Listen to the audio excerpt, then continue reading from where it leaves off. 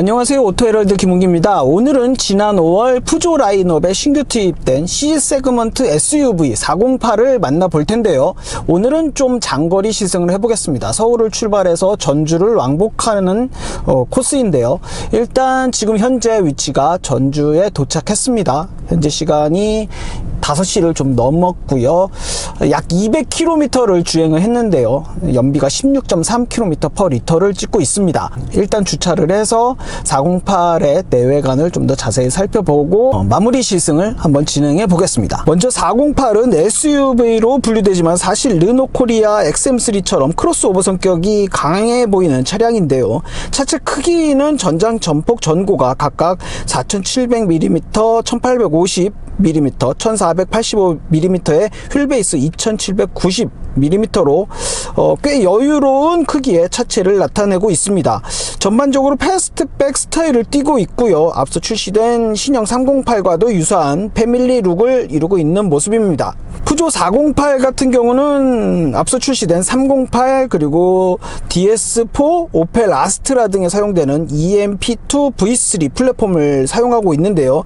이를 통해서 세단을 닮은 1485mm의 낮은 전고를 비롯해 긴 전장 그리고 여유로운 전폭 이런 것들을 통해서 크로스오버적인 느낌을 굉장히 강조하고 있습니다. 외관 디자인은 전면부의 경우 사자 머리를 형상한 푸조의 최신 엠블럼이 탑재된 모습을 찾을 수 있고요. 또 내부에는 주행 보조 시스템에 사용되는 레이더 기능이 포함된 모습을 확인할 수 있습니다. 또 사자 송곳니 모양의 주간 지행 등도 눈에 띄고 전반적으로 굉장히 강인하면서도 역동적인 모습을 나타내고 있습니다. 측면을 살펴보면 흐르는 듯 유연하면서도 각진 라인과 촉각한 듯한 차체가 매력적인데요. 여기에 후면은 루프 스포일러까지 올라간 램프와 두툼한 하단 범퍼 등으로 굉장히 독특한 캐릭터 라인을 이루고 있습니다. 푸조 408의 실내는 운전자 중심의 다양한 기술과 깔끔한 레이아웃으로 편안한 느낌을 전달하는데요. 운전석 시트는 착자감이 꽤 우수하고요. 포지셔닝도 굉장히 좀 낮은 편입니다. 서울을 출발해서 여기 전주에 이르기까지 장시간의 주행에서도 크게 불편함을 느낄 수 없을 정도의 편안함을 나타냈고요. 또 콤팩트한 크기의 스티어링 휠은 푸조 특유의 기민한 핸들링 특성을 이어간 모습이고요. 실내 곳곳에는 고급감이 느껴지는 소재를 사용해 이전 플라스틱 위주 푸조 라인업에서 찾을 수 있었던 그런 특성과는 좀 차별화된 모습을 나타내고 있습니다. 여기에 408 실내에서 조금 더 특징적인 면을 살펴본다면요.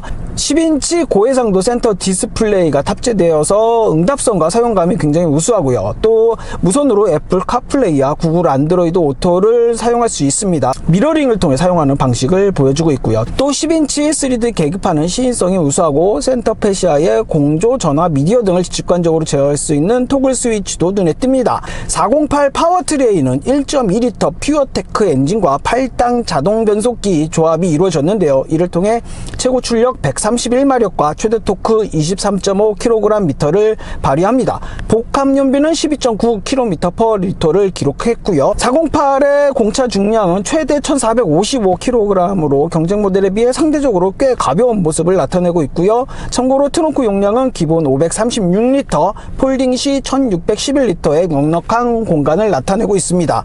주행 편의 사양으로는 스톱앤고 기능이 포함된 어댑티브 크루즈 컨트롤, 운전자 주의 알림 시스템, 교통 표지 인식 시스템, 차선 이탈 경고 시스템, 전방 충돌 알람 시스템 등을 지원하고 있습니다. 참고로 푸조 408의 국내 판매 가격은 알리르가 4,290만원, GT 4,690만원으로 책정되어 있는데요. 오늘 시승하는 모델이 바로 GT 4,690만원 모델입니다. 자, 이제 본격적인 시승을 진행해 볼 텐데요. 일단 주행 모드는 스포츠, 노멀, 에코 이렇게 세 가지로 구성되어 있습니다. 각각의 모드에 따라서 앞쪽 계기판이 색상이 변하는 모습을 확인할 수 있고요. 앞서 언급했듯이 서울 역삼동에서 출발해서 이곳 전주 한옥마을 인근까지 약 212km를 주행했습니다. 거의 노멀 모드로 주행을 했고요.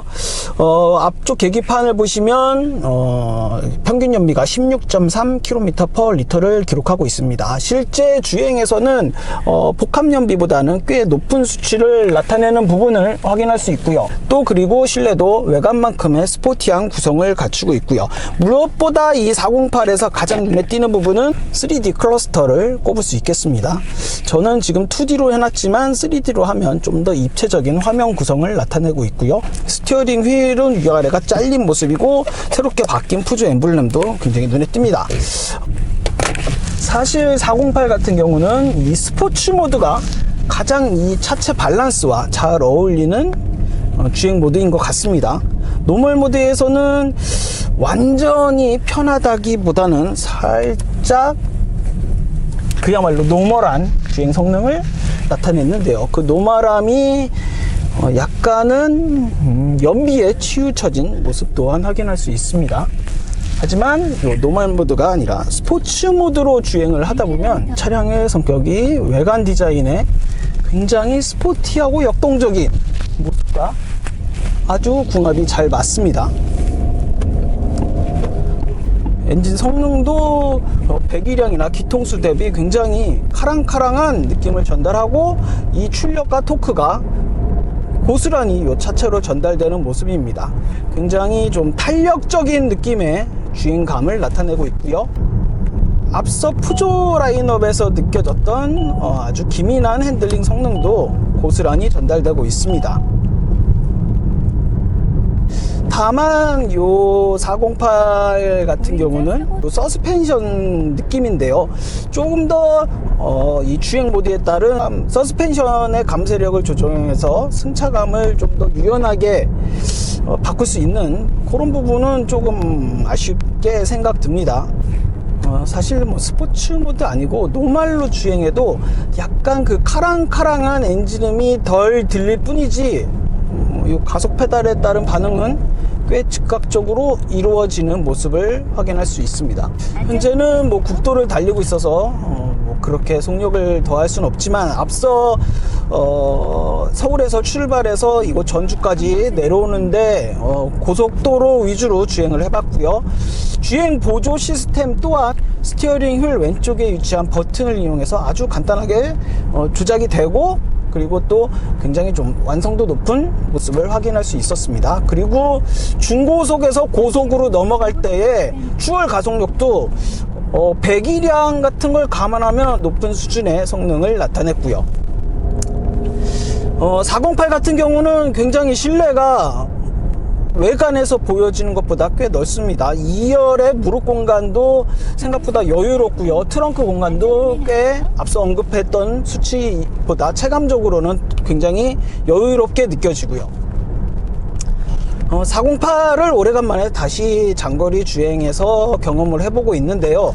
다시 찾은 408은 앞서 출시 당시에 굉장히 스포티한 느낌의 콘셉트에서 느껴졌던 것 외에도 이 장거리 주행에서 꽤 편안함을 전달하는 부분을 확인할 수 있었습니다. 다만 아쉽다면 요번에 이 408을 다시 경험하면서 차량 가격을 확인하게 되는데요. 지금 현재 시승하는 모델은 GT라 상위 버전이죠.